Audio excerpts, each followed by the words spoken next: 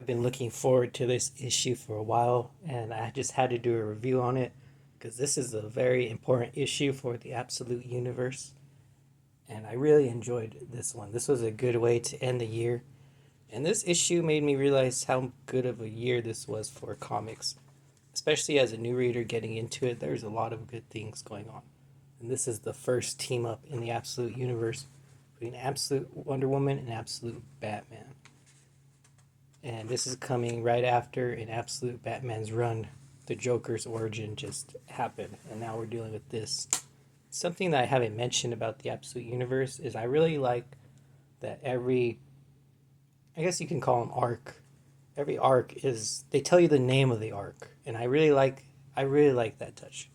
And this is going to continue in Absolute Batman 16, which is starting to make me think maybe I should just start reviewing all the issues when they come out because the Absolute Universe is getting really good. And even opening it up right here, I love the paneling work on this, like how it all comes out, showing us as taking place way down here, and it's showing us how it really gives you a good perspective of how far down they are. When Diana sends out a signal, a bat signal made of magic energy, and of course, Batman sees this and he shows up. And I love how he shows up and he's perched upside down like a bat, as you can see right there.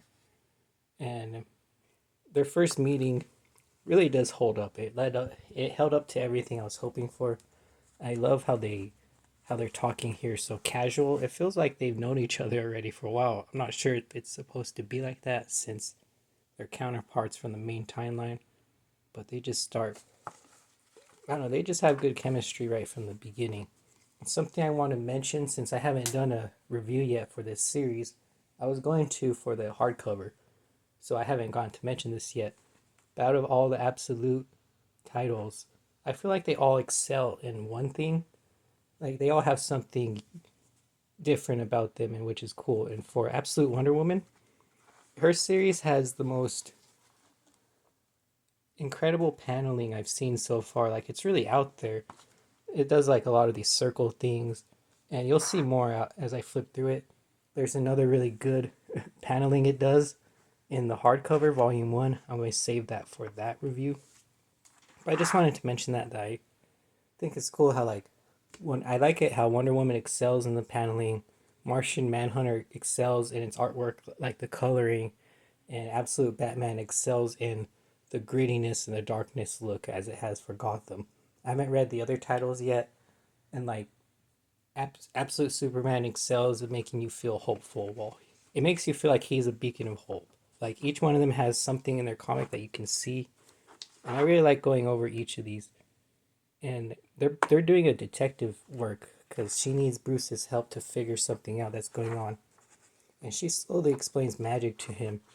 But as they find out and they follow these leads, it leads to this new place where they end up crashing in on them, and it's revealed that Diana, because of her complicated origin, it can be kind of exploited, and they could actually use her and they take over her in this issue.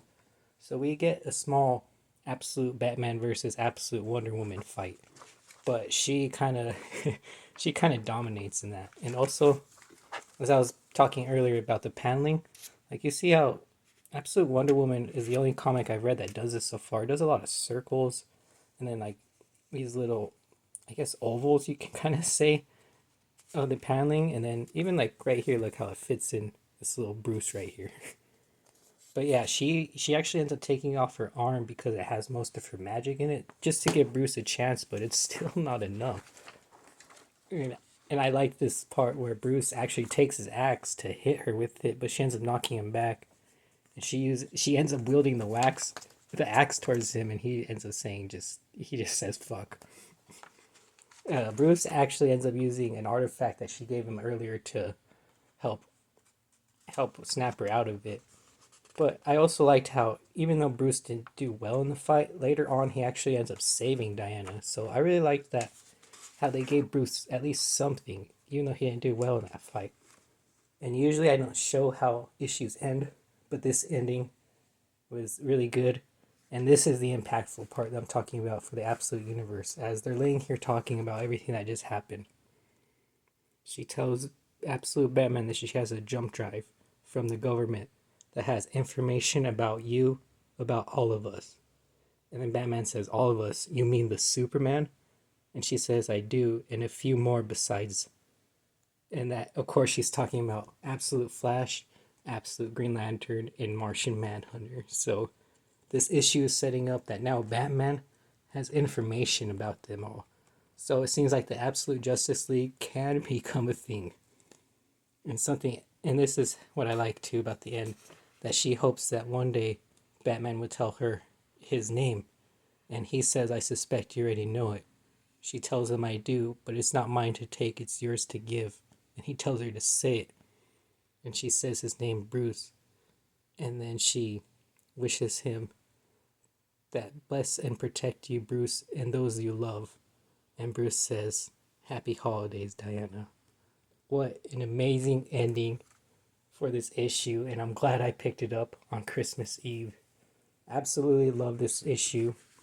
Such a great year for comics. I might review more Wonder Woman.